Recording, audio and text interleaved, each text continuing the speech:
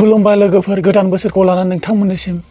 आरो गोदान आंनि बे सोरां लामा इउटुब चेनेलजों नोंथांमोना बेखौनो दिन्थिनो आखायाव लादों बेनो जादों सासे बिथाङा माने फैसा बेग माने मानि बेगजों लोगोसे गोबां बिथांनि आइडि कार्ड गोमादों बेखौनो आं बिथांमोननो खिन्थानो बे भिडिअनि गेजेरजों दिन्थिनो आखायाव लाबाय नोंथांमोना जाय बे बिथांनि पासबुक आइडि गोमानायखौ नोंथांमोना जाय मोनदों नोंथांमोना अननानै होफिनबानो जाबाय बेहाबो गावनि आइडि गोमाजानायनि बहुत दुखुआव दं बिथाङा दिनै बिथाङा माने नोंथांमोननो माने बेखौ माने मोनफिनोब्ला नोंथांमोननो कमिसन होगोन जाहैदों देनां बे मा आइडि गोमादों नोंथांमोना खिन्थागोन आरो खै थारिखआव गोमानाय जादोंमोन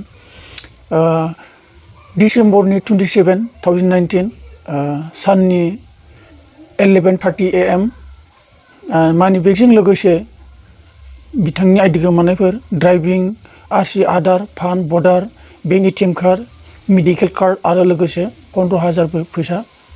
गोमाफादों आरो बिथांनि मुङानो जादों बिजय बसुमतारी आरो फन नाम्बारा नैयाव दं मोननै नम्बर होदों बिथाङा बेखौ नोंथांमोना सोरबाफोर मोनबाय बायदोंबा फन खालामनानै बे बिथांनो बे नम्बराव फन खालामनानै बिथांनो होफिनबानो जाबाय आरो बिथांनि डिस्ट्रिक्टआ जादों चिरां सिडली आरो गामिया कलाबारि जाय बिथांमोना बे सोरबाफोर मोनबाय बायदोंबा बे नम्बराव फन खालामनानै नोंथांमोना बिथांनि आइडिखौ होफिनबानो जाबाय बेयो मानसिनि थाखाय बे गोनांथार गोजान लामा हान्थिनाय आरो गावनि लाइफनि थाखाय बे गोनांथार नोंथांमोना अननानै होफिनबानो जाबाय आरो बिथाङा होनदों लोगोसे बे आइडिजों लोगोसे गासै बे पासबुक जाखिनि बे आइडि पान कार्ड भटार कार्ड गोमादों बेखौ मोनफिनबा बिथाङा नोंथांमोना कमिसनबो होगोन होननानै बुंदों नोंथांमोना मोनबाय बायदोंब्ला प्लिज अननानै होफिनबानो जाबाय बेखौनो आं रिकुवेस्ट खालामो जाय बिथांमोना आंनि भिडिअखौ नुदों होमबा नोंथांमोना मोनबाय बायदोंब्ला नोंथांमोना सोरबाफोर खोनाबायदोंब्लाबो एसेबाबो गावजों गाव साननानै अनलायनानै सहाय खालामनानै बिथांनो बेखौ फन खालामना होफिनबानो जाबाय फैसाबो दं होनदों 15,000 नाथाय फैसाखौ लब जानानै बिथांनि आइडि कार्डफोरखौ गारनानै दादों सावलाबायना दागार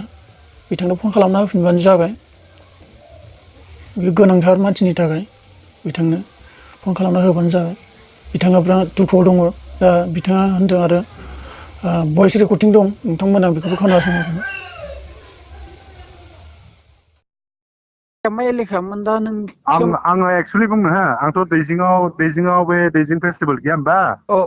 आंना एक्जेक्टलि सिडली सिडली चिरां डिस्ट्रिक्ट थानास सिडली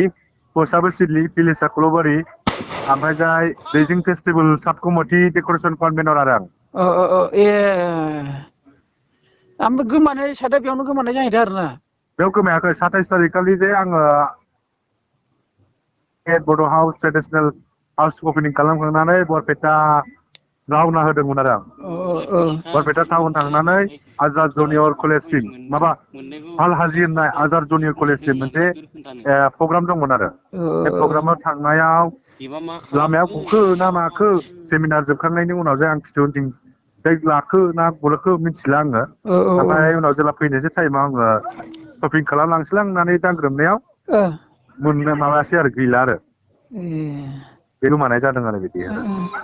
लकेसना बरपेटा टाउननिफ्राय एखेबारे फालहाजि होननाय जायगायाव आरो माने बुंनो थाङोबा from Chapaguri two Barpeta town बिदि आरो सोरबाफोर मोनोब्ला हेल' हेल' खोनादोंना खोनादों सोरबाफोर मोनोबा अननानै जेनेबा आंनि कन्टेक्ट नाम्बाराव मोगाव हर होननानै आं बेखौहाय डिसक्रिपसनाव होजागोन आरो ना नोंथांनि एड्रेस माबाफोरखौ होजोबगोन आं 27 तारिखमोन नङा होमबा 27 तारिखआव गोमादों बेनिफ्राय आं फार्स्टखौ आं नुनाय मोननाय जायासै आरो दा बहा लामायाव गोमाखो ना सेमिनार हलाव गोमाखो आं जोबथारनाय बेखौनो खावलायो नोंथांमोन आंनि बे गोदान इउटुब चेनेलखौ नोंथांमोना साबस्क्राइब आरो लाइक खालामना हो आंनो 1000 साबस्क्राइबार नांगौ नोंथांमोन इउटुब चेनेलखौ मनिटाइज खालामनो हानाय बायदि नोंथांमोना 1000 साबस्क्राइबारखौ नोंथांमोना हेल्प खालामनानै आंनि बे चेनेलखौ नोंथांमोना फोथांना लाखिनो थाखाय नोंथांमोननि आखायाव दङ बेखौनो नोंथांमोनसिम बेखौनो रिकुवेस्ट खालामो बारा दिन गैला जुदि आं बेखौ मनिटाइज खुलिनो हायाबा आंनि बे चेनेला गोमालांफिनगोन। नोंथांमोना अननानै 1000 साबस्क्राइबारखौ हेल्प खालामनानै नोंथांमोना आंनि बे चेनेलखौ फोथांना लाखिनो थाखाय नोंथांमोनसिम रिकुवेस्ट खालामबाय बे गोदान बोसोरखौ लानानै जै बर' हारिनि जै।